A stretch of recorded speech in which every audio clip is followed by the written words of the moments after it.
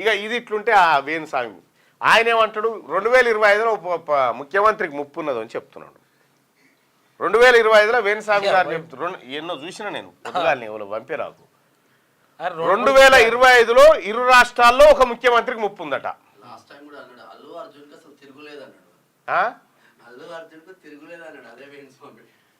అంటే జైలు పోయి వచ్చిండా లేదా అని చెప్పుకుంటున్నాడు.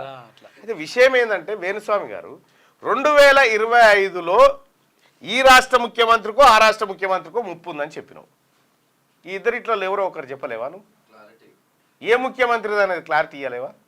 25 దాకా ఎందుకు రేపేం జరుగుతుందో చెప్పా సార్. రేపేం చెప్తుందో ఏం జరుగుతుందో చెప్పు. ఎందుక పనులు చేసుకొని మీ పనులు చేసుకొని పూజా కార్యక్రమాలు క్రతువులు చేసుకొని మీ పని మీరు చేసుకోక ఇవన్నీ ఈడ ఈ ముఖ్యమంత్రి గారి కన్నా ఆ ముఖ్యమంత్రి గారి కన్నా ఎవరిదో ఒకరికి ఏవో అవుతుందట. ఏదో అవుతుంది మళ్ళీ అది ఏదో అవుతుంది. ఏం జరుగుతుంది అంటే అది కాలం డిసైడ్ చేస్తుంది అంటాడు. నీకు నిజంగా చెప్తా ఉన్నా వేణుస్వామి గారు గా ఏపీలో చేసుకున్నావు మంచిగా ఉంది, చేసుకో.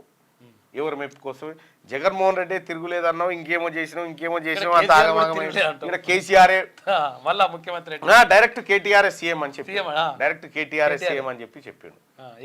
ఇవన్నీ చూసిన తర్వాత కూడా మళ్ళా జాతకము మళ్ళా కథ అంటే ఈ పిచ్చోలా నమ్మడానికి. మీ జాతకం చూసుకో ఫస్ట్. మీ జాతకం సరిగా లేక మా జాతకాలు చెప్తా ఉన్నారు. ఏమవుతుందా ముఖ్యమంత్రి గారికి?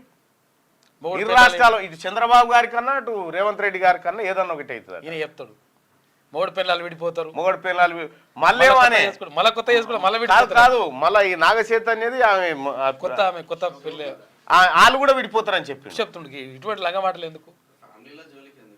ఎందుక వేణుస్వామి గారు? మీ పని మీరు చేసుకొని సపరేట్గా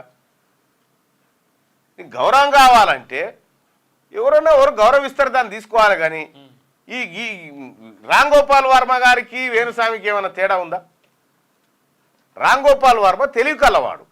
రాబోయే ఉపద్రవాన్ని ఎదుర్కోవడానికి ఏ శక్తులను కూడగట్టాలి, ఏ మాటలు మాట్లాడితే శక్తుల దగ్గరకు వస్తాయి అనే పనిలో ఆయన ఉన్నాడు. ఫ్రీ పబ్లిసిటీ ఎట్లా చేసుకోవాలి అటువంటివి చేస్తాడు ఆయన. అది అట్లా ఉంటే ఇప్పుడు మోహన్ బాబు ఇంట్లో గొడవ అవుతుందని చెప్పినావా పోని చెప్పగానే పోతివి, అది జరిగిపోయా. అందుకే వేణుస్వామి గారు నీ తల కిందికి కాళ్ళు మీదికి పెట్టినా ఎవ్వడు రేపేం జరుగుతుందో చెప్పడు. ఇంకా ఏడాది ముచ్చడు చెప్తున్నాడు. అట్టేవాడని చెప్పేటాడు ఉంటే ఇడికి రమ్మన్ మాట్లాడతా. నువ్వే రాలేకపోతే రేపు ఏమి జరుగుతుందో చెప్పు. రేపు ఇప్పుడు ఆ పిల్లగాడు అల్లోలో పిల్లగాడు ఏం చేస్తాడో చెప్పా. రేపు అరవింద్ కొడుకు ఏం చేస్తాడో చెప్పు.